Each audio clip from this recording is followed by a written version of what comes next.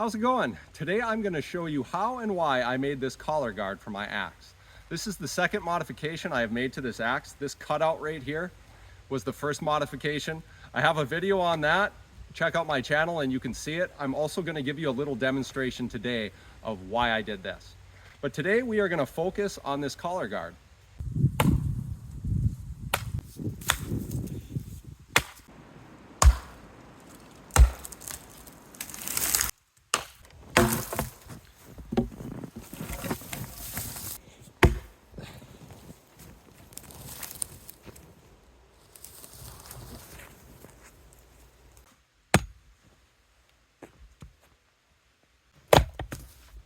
A collar guard is designed to protect your axe handle from overstrike.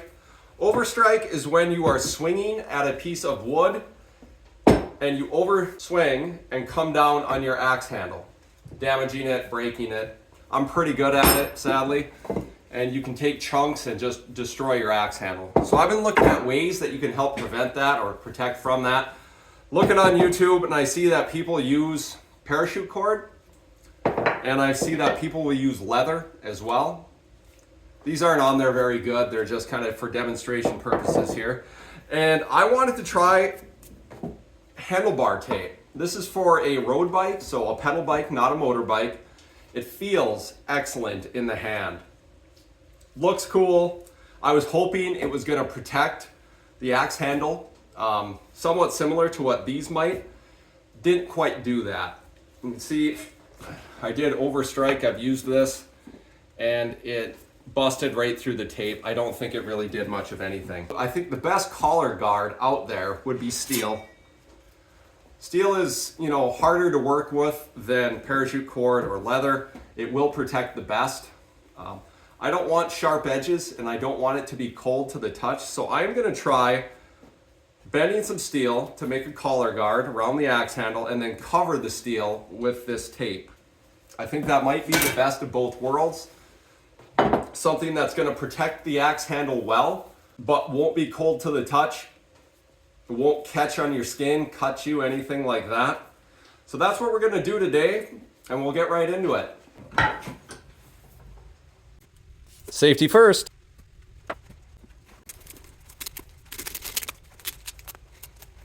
I am using 28 gauge sheet metal for my collar guard. Tools for this build are a wood vise, an angle grinder, a file, a hammer, a drill, a punch, and scissors, and a bolt cutter. Cutting with an angle grinder leaves a lot of sharp edges. Make sure to knock those off. 22 gauge steel bends pretty easily by hand.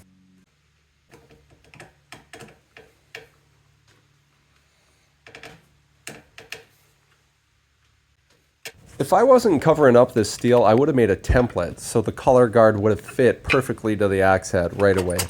But I just kind of winged it, which is going to leave a little extra work for me with cutting and grinding to get it to fit good. Name of the game now is to just slowly form your metal to your shaft, to your handle.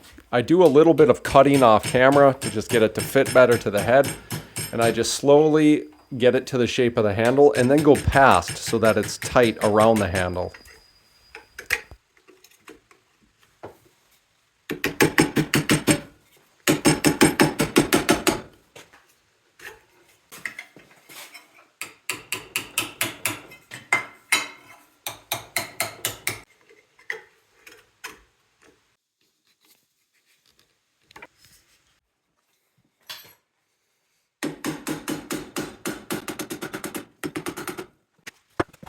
So each time I've panned back here, you've noticed it's fit tighter and tighter and better and better. Just take your time and you'll make it work.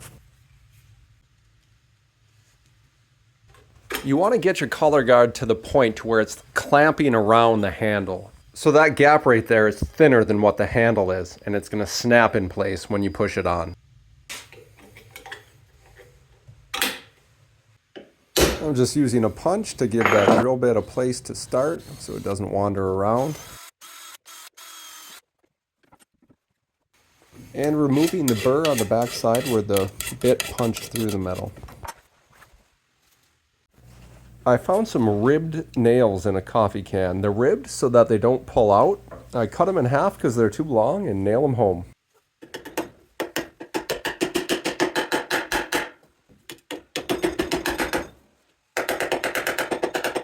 I am really pleased with how it turned out. I almost don't want to cover it up.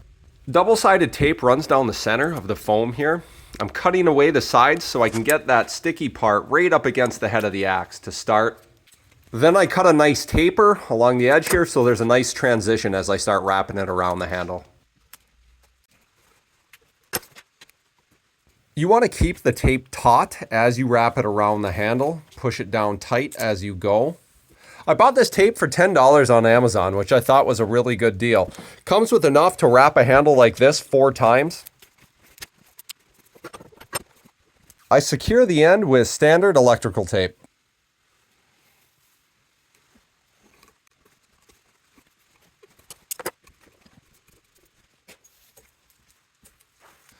So there you have it. I really think this one's worth doing. This is an easy modification. Took me about a half hour to do.